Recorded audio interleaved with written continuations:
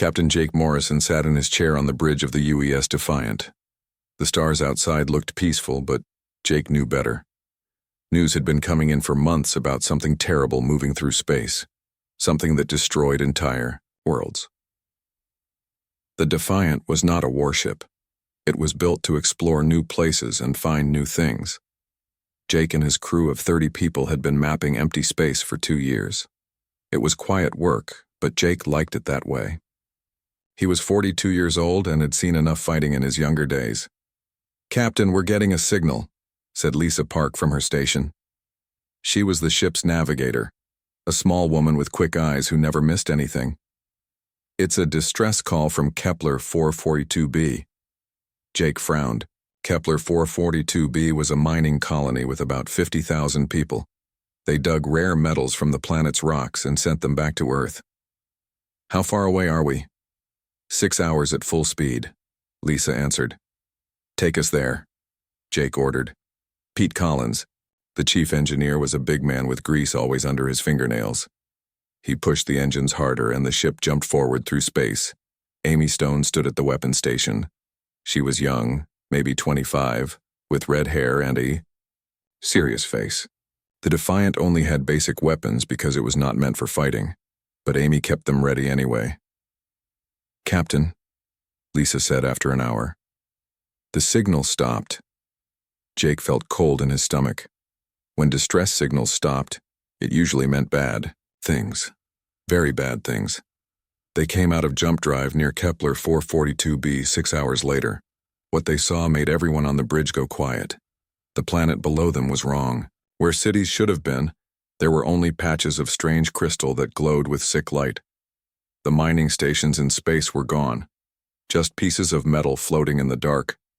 "My God," whispered Pete. "What happened here?" Jake called. For the ship to scan the planet, the results made no sense. The crystals were not natural. They had been made by some kind of weapon. A weapon that changed matter itself into something else. "There," Amy pointed at her screen. "I'm picking up life signs. Small groups scattered around the planet." "Take us down," Jake ordered. They landed the Defiant near what used to be the main city. Now it was just a field of purple crystal that hurt to look at. Jake took a team down to the surface. They found survivors hiding in caves and broken buildings. An old miner named Carl Davis told them what happened. His hands shook as he spoke. "They came from nowhere. Ships bigger than anything I ever saw. Black as space itself. They didn't ask for surrender. They didn't want to talk. They just started shooting." "Who were they?" Jake asked. "Called themselves the Kethrin Dominion," Carl said. "Their weapons, they don't just blow things up. They change them, turn them into that crystal stuff. I watched my house become crystal while my family was still inside." Jake felt sick. "How many ships?" "Hundreds, maybe more. And Captain," Carl grabbed Jake's arm, "they're not stopping here. They're moving toward human space. They said so. They're going to do this to every world until they reach Earth." Back on the Defiant, Jake called his officers together. The small meeting room felt too quiet. Outside, the crystal-covered planet spun slowly, a warning of what was coming. "I've been reading the reports," said Lisa. She had papers spread across the table. "The Kethrin Dominion has been doing this for 300 years. They've destroyed over 400 worlds. Different species, different technologies, nothing stops them." Pete shook his head. "How is that possible? Someone should have beaten them by now." "Look at this." Amy put up pictures on the screen. "These are Kethrin ships from old battles. They have weapons that bend space, shields that can't be broken, and somehow, they always know what their enemies are going to do before they do it." Jake studied the images. The Kethrin ships looked like black daggers cutting through space. They were beautiful in a terrible way, and they had never lost a battle. "The reports say they're moving fast," Lisa continued. "They hit a world, take what they want, then destroy everything else. No prisoners, no mercy. They'll reach the outer human colonies in 6 months." "What does Earth Command want us to do?" asked Pete. "Run home and report what we found," Jake said. "Like good little scouts," Amy looked confused. That makes sense, doesn't it? Earth needs to know what's coming. Jake stood up and walked to the window. The crystal planet glowed below them like a gravestone. Earth already knows. The reports are all over the news feeds. What Earth needs is information about how these things fight, how they think, how they can be stopped. Captain, Lisa said carefully, are you thinking what I think you're thinking? Jake turned around. His crew was looking at him like he had lost his mind. Maybe he had. I'm thinking we stay. We follow them. We watch them fight and we learn everything we can.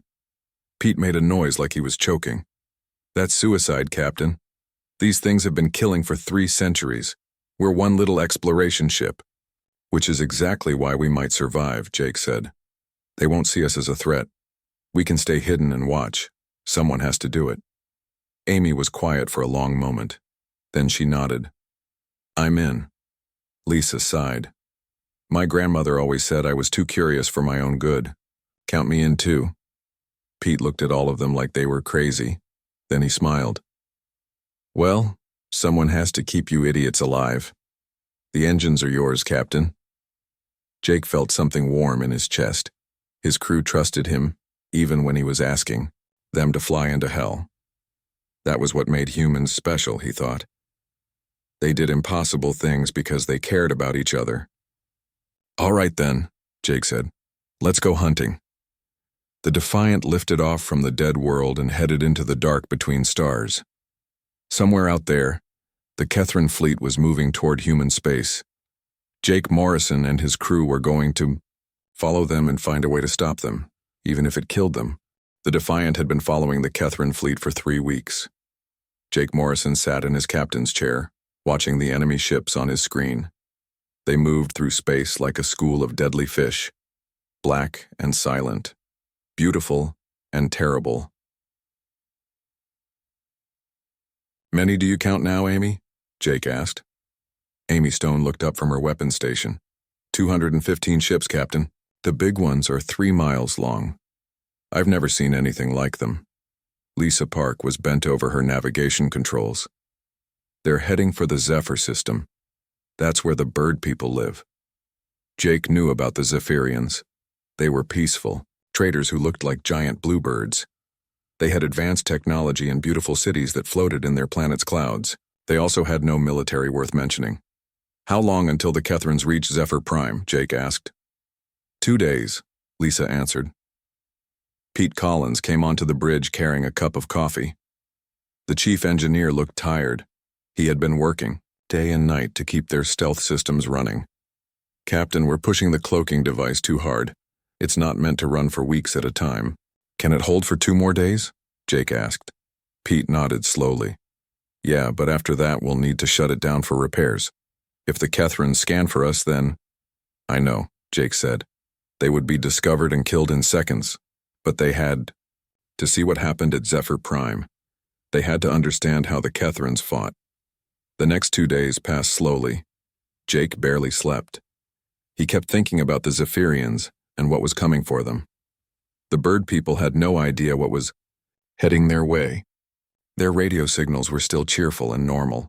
When the Kethrin fleet reached Zephr Prime, Jake ordered his crew to battle stations. Not to fight, but to record everything. Amy had her weapon sensors watching every Kethrin ship. Lisa tracked their movements. Pete monitored their energy readings. The Zephirians are sending welcome messages, Lisa reported.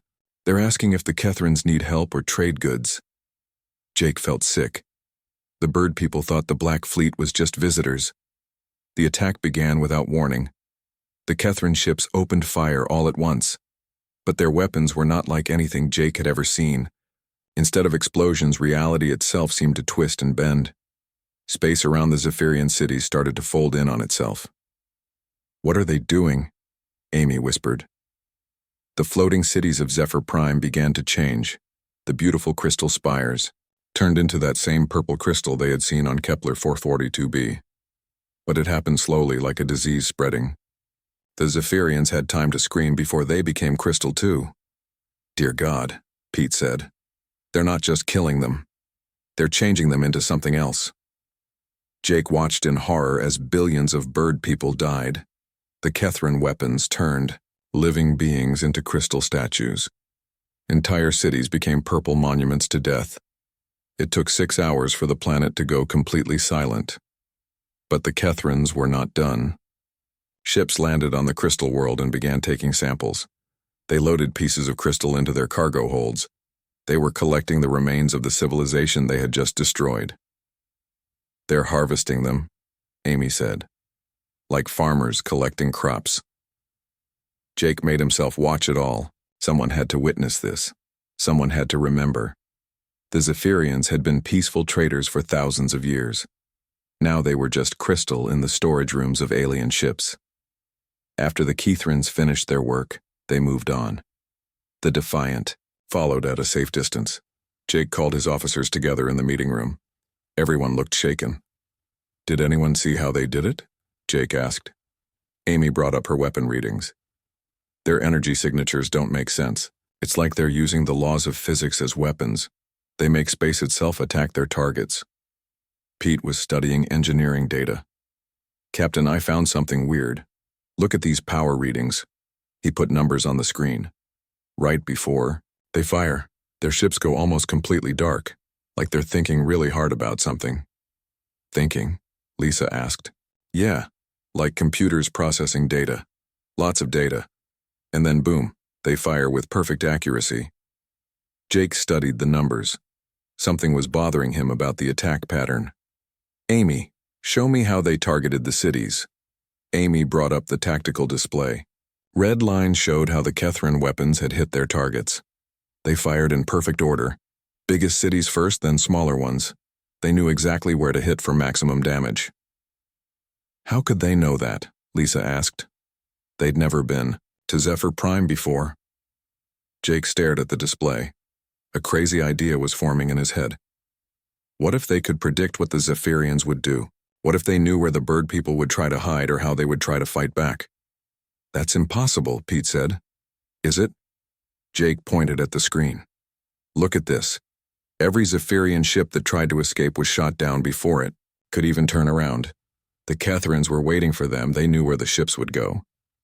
Amy looked confused. "You're saying they can see the future?" "Not the future, but maybe they can predict it, like a computer calculating the best move in a game." The room went quiet. Outside, the stars moved slowly past the windows.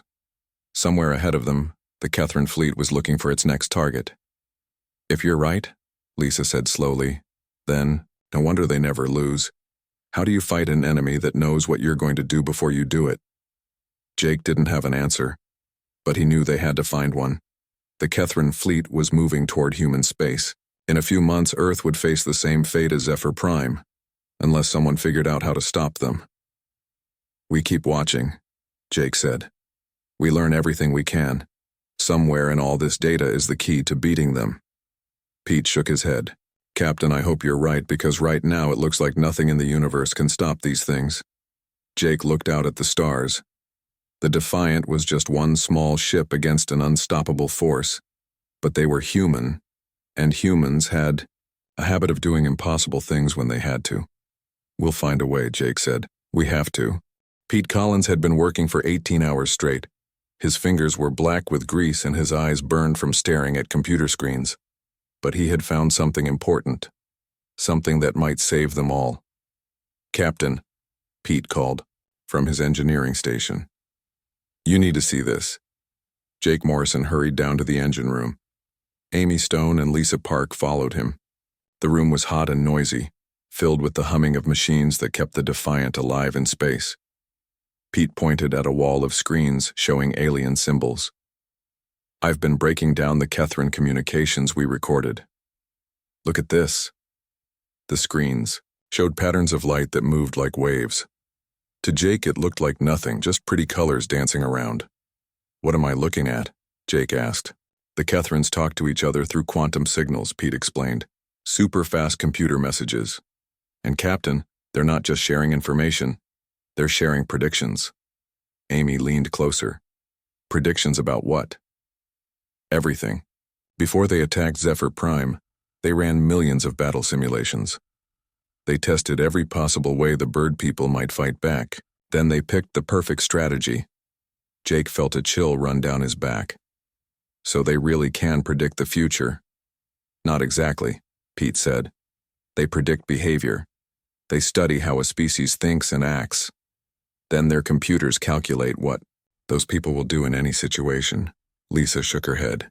That's why no one has ever beaten them. They know what their enemies will do before their enemies know it themselves. Jake walked around the engine room thinking. The Kethrans had been conquering worlds for 300 years. They had fought hundreds of different species, and they always won because they could predict everything. Pete, show me those brain scans you took of the crystal remains, Jake said. Pete brought up new images. These showed the neural patterns of the creatures that had been turned to crystal. Jake studied the colorful brain maps of different alien species. Look at this, Jake said. All these species think in the same basic way. Logical patterns. Organized thoughts. Predictable reactions. Yeah, so? Amy asked. Jake was getting excited. An idea was forming in his mind. A crazy, impossible idea. So what if we think differently? What if human brains work in a way the Kethrans can't predict? The room went quiet except for the humming of machines. Everyone stared at Jake like he had lost his mind. Captain, Lisa said carefully, are you saying humans are special somehow? Maybe. Think about it. When we make decisions, do we always use logic? Do we always do the smart thing? Pete laughed despite himself. Hell no. Half the time humans do the stupidest thing possible. Exactly, Jake said. We act on feelings. We make choices based on gut instinct. We do things that don't make sense just because they feel right. Amy was starting to understand. You're saying we're too crazy for the Kethrans to predict. I'm saying we're human, Jake said. And being human might be the one thing in the universe they can't calculate. Just then, alarms started going off. Red lights flashed throughout the ship. Lisa ran to the nearest control panel. Contact, she shouted. Kethran's scout ship 2 miles away, it's scanning us. Jake's heart jumped into his throat. Their stealth system was down for repairs. They were completely visible to the enemy. Options? Jake asked quickly. We run, Amy said. Full power to engines and hope we're faster. We won't be, Pete said. That scout ship is built for speed. Jake looked at his crew. They were scared but ready to follow his orders, even if those orders got them killed. What would a logical species do right now? Jake asked. Run, Lisa answered immediately. Try to escape and report back to their fleet. Or hide, Amy added. Find an asteroid field or nebula to disappear into. Jake smiled. It was not a nice smile. Then we're going to do something completely different. Amy, target that scout ship. Pete, give me full power to weapons. Everyone stared at him. Amy's mouth fell open. Captain, you want to attack them? That's insane. We're one little exploration ship. Exactly, Jake said. It's so insane they'll never see it coming. No logical species would attack a superior enemy ship so they won't predict it. Pete was already working at his controls. Weapons are charging, Captain, but our guns are toys compared to theirs. I don't need to destroy them, Jake said. I just need to confuse them.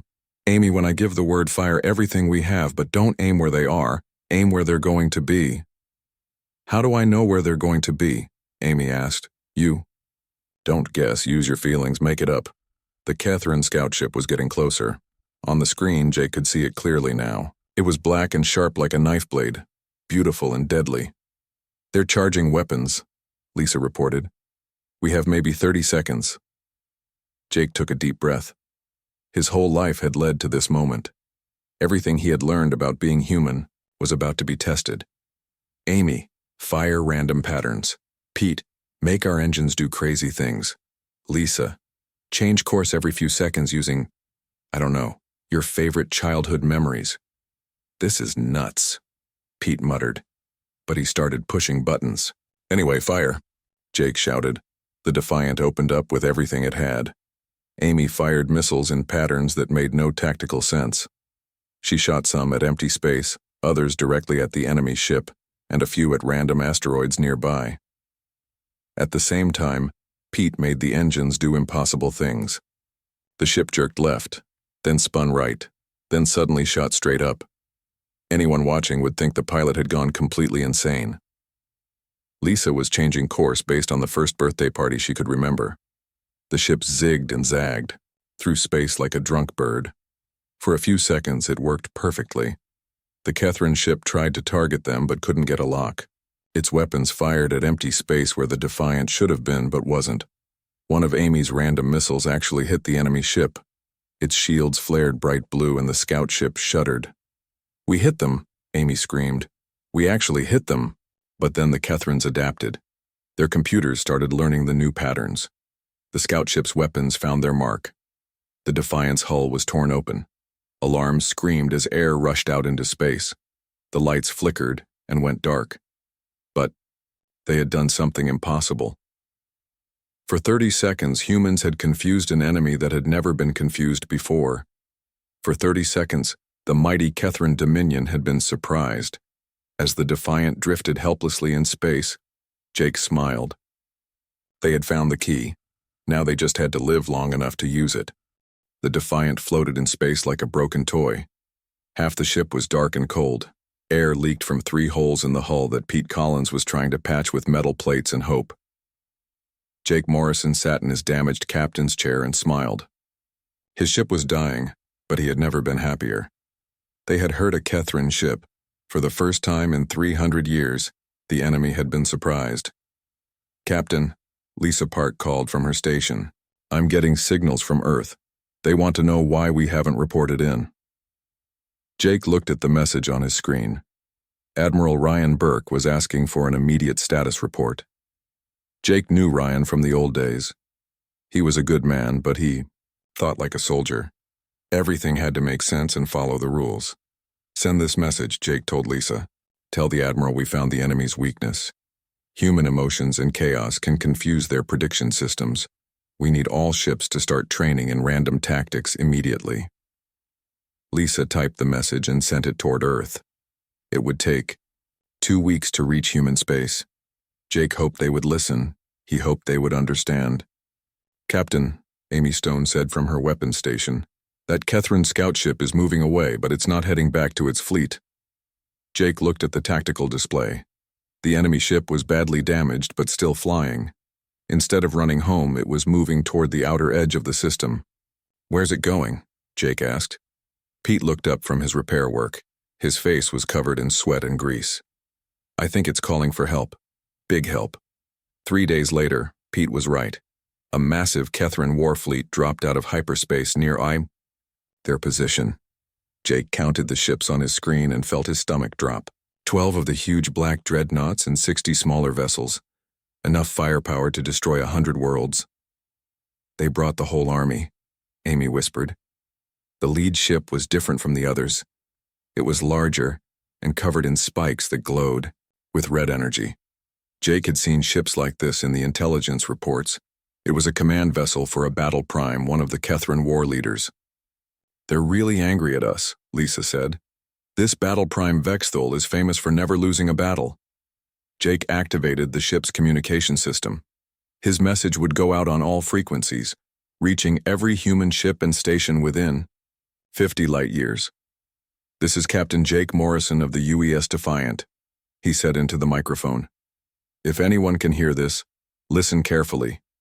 We've found how to fight the Kethrins. They predict what logical species will do, but humans don't. Always act logical. Use emotion to make your decisions. Be random, be crazy, it works." He paused and looked at his crew. Amy was checking her weapons one last time. Pete was rerouting power to the shields. Lisa was plotting impossible escape routes that would never work.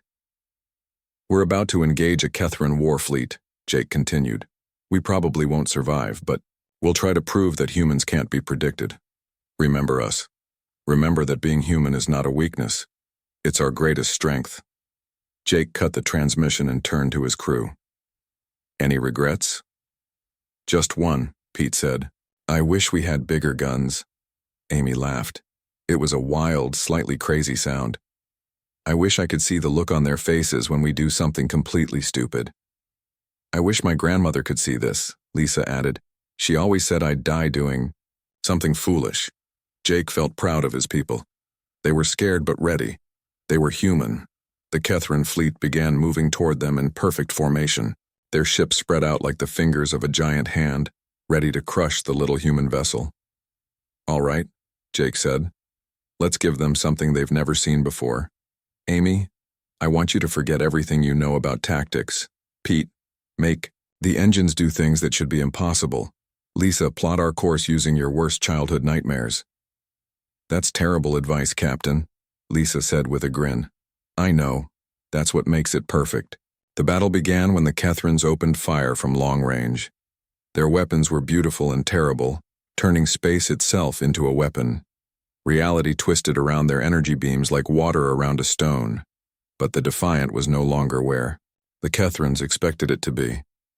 Amy had fired all their missiles at once, then used the ship's cargo launcher to shoot their spare parts at the enemy fleet. It made no tactical sense, but it created a cloud of metal debris that confused the alien sensors. Pete overloaded the engines in ways that should have destroyed the ship. Instead, the Defiant shot forward at impossible speed, then suddenly reversed, direction so fast that everyone on board felt sick. Lisa was steering the ship based on a nightmare she'd had as a child about being chased by monsters. She turned left when she should go right, dove down when she should climb up, and twice flew straight at enemy ships, just because the monsters in her dream had been behind her. For 20 minutes, it worked perfectly. The Kethran fleet couldn't hit them. Their prediction computers kept calculating where the Defiant would be, but humans don't follow computer logic. 3 enemy ships collided with each other trying to intercept the crazy human vessel. Amy's random weapons fire actually damaged 2 more ships. The mighty Kethran warfleet was in chaos, but 20 minutes was all they had. Slowly, the enemy computers began to adapt. They started tracking the Defiant's emotional patterns. Chaos has limits, and the human crew was running out of crazy ideas. "They're learning to predict us," Amy warned. "My random shots aren't working anymore." "The engines can't take much more abuse," Pete added. "We're falling apart." Jake looked at his screens. The Kethran ships were closing in from all sides. There was no escape this time. But they had proven something important. They had shown that humans could surprise an enemy that had conquered the galaxy. "Send one more message," Jake told Lisa. "Tell Earth that chaos tactics work, but only for short periods. Tell them humans can win, but they need to keep changing their strategies. Never let the enemy learn to predict them." Lisa sent the message as the first Kethran energy beams found their target. The Defiant's hull glowed white-hot as alien weapons tore through metal and flesh. Jake Morrison died with a smile on his face. His crew died fighting to the last second, doing impossible things with broken weapons and failing systems. The Kethran fleet had won, but Battle Prime Vexthal stared at the debris field in confusion. For the first time in his long career, he had faced an enemy he could not understand. Somewhere in space, Jake's final message raced toward Earth at the speed of light. The age of human resistance was about to begin. Admiral Ryan Burke stood in the command center of Earth Defense Station 1. He had read Jake Morrison's message 20 times, but it still didn't make sense. Fight with emotions? Use chaos instead of tactics? It sounded like madness. But the Kethran fleet was only 3 months away from Earth. Every day brought reports of more destroyed worlds. The Crystal Plague was spreading across the galaxy like wildfire. "Sir," said Commander Nancy Wright, his second in command, "the fleet captains are asking for orders. Do we really want them to ignore their training?" Ryan looked out at the hundreds of human ships gathering around Earth. Battleships, cruisers, fighters, cargo vessels turned into makeshift weapons platforms. It was the largest fleet humanity had ever assembled, and according to every tactical analysis, it wouldn't last 5 minutes against the Kethrans. "Get me Captain Tony Martinez on the Lincoln," Ryan ordered. Tony's face appeared on the communication screen. He was young for a ship captain, maybe 30 years old, with dark eyes that always seemed to be laughing at some private joke. "Admiral," Tony said with a casual salute, "I heard you want us to fight like crazy people." "I want you to test Jake Morrison's theory," Ryan replied. "Take your squadron out past Jupiter. Practice making decisions with your emotions instead of logic. Tony grinned. Sir, that's the best order I've ever received. 2 weeks later, Tony brought his squadron back to Earth. His ships were battered and scarred from practice battles against each other. But his pilots were different. They moved differently, thought differently. It works, Tony reported to Admiral Burke. When we fight with pure logic, we can predict each other perfectly. But when we use feelings and instincts, nobody knows what happens next. Not even us. Ryan was starting to believe. Reports were coming in from human colonies across space. Captains who had tried Morrison's chaos tactics were surviving encounters with Kethrin scouts, not winning but surviving. For the first time in months, human ships were coming home alive. How do we teach an entire fleet to be chaotic? Nancy asked. We don't teach them, Ryan realized. We let them be human. Ryan sent new orders to every ship in the fleet. Forget military discipline, forget logical tactics, fight with your heart. Make decisions based on childhood memories, favorite songs, the smell of your grandmother's cooking. Be human. The Kethrin Armada arrived at Earth 3 months later. Supreme Admiral Zephr led 1,000 ships of the Dominion. He had personally conquered 50 worlds and never lost a battle. Earth would be just another crystal monument to his glory. But something was wrong from the moment the battle began. The human fleet attacked in patterns that made no sense. Ships broke formation to chase butterflies that only existed in their pilots' imaginations. Weapons fired at targets chosen by coin flips and card draws. Captain Sarah Kim of the destroyer. Wildfire made all her tactical decisions based on what her cat would do in each situation. Her ship darted and pounced through the battle like a playful kitten chasing laser dots. Lieutenant Dave Chen flew his fighter in loops that spelled out his girlfriend's name, then attacked the nearest Kethrin ship because the love letter made him feel brave. Commander Lisa Rodriguez commanded her cruiser squadron using dance moves from her wedding day. Her ships waltzed and tangoed through space, avoiding Kethrin weapons with impossible grace. For the first hour, the battle was chaos. Human ships flew in every direction at once. They shot at everything and nothing. They attacked when they should retreat and ran away when they should fight. The Kethrin computers couldn't handle it. Their prediction systems crashed, trying to model human behavior. Ships that should have been destroyed danced between energy, beams that couldn't lock onto targets driven by pure emotion. Admiral Zephr watched his perfect fleet struggle against disorganized humans. His weapons still worked. His ships were still stronger. But for the first time in 3 centuries, the Kethrins couldn't predict what their enemies would do. Impossible, Zephr said, as another of his dreadnoughts was destroyed by a human cargo ship that rammed it while playing loud music. The battle raged for 6 hours. Slowly, the Kethrin computers began to adapt. They started tracking human emotional patterns. The element of surprise was fading. But Admiral Burke had learned from Jake Morrison's sacrifice. Just as the Kethrins began to predict the first wave of chaos, he ordered all ships to change tactics completely. Phase 2, Burke announced. Forget everything you just did. Fight like your worst enemy. Do what you hate most.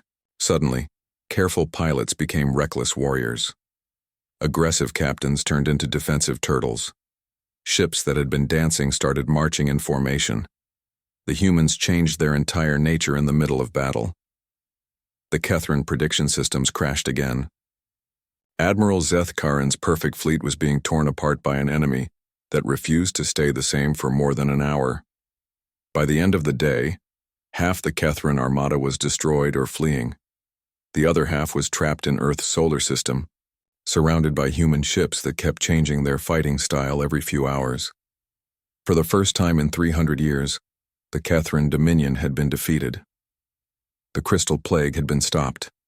The galaxy's greatest predators had been beaten by chaos, emotion, and the stubborn human refusal to be predictable. Admiral Zethkarin's ship drifted powerless near Mars, its crew dead or captured. In his final message to the Dominion, he wrote, "Beware the humans. They are chaos itself given form. They cannot be predicted, controlled, or understood. They fight with their hearts instead of their minds. They are madness incarnate." But to Ryan Burke, reading the captured message months later, It sounded like the highest praise humanity had ever received. Jake Morrison and his crew were dead, but their sacrifice had saved billions of lives. Earth's colonies began to expand, again spreading human chaos to every corner of the galaxy. The Kethran Dominion retreated to the galactic rim, no longer the unstoppable force they had once been. They had learned to fear something they could never understand: the beautiful, impossible, wonderful madness of being human. In bars and ships across human space, people raised their glasses to the crew of the Defiant, the little exploration ship that stopped an empire with nothing but courage and the willingness to be completely, gloriously human.